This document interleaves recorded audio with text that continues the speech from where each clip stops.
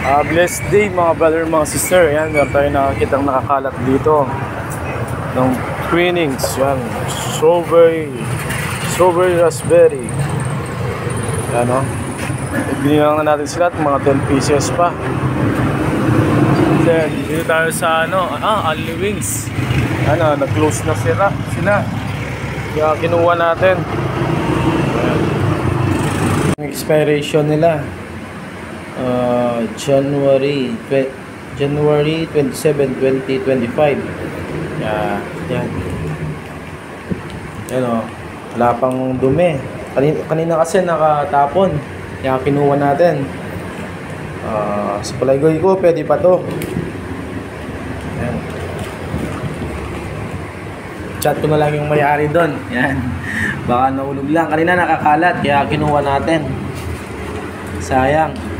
Wala pa naman sira. Yan.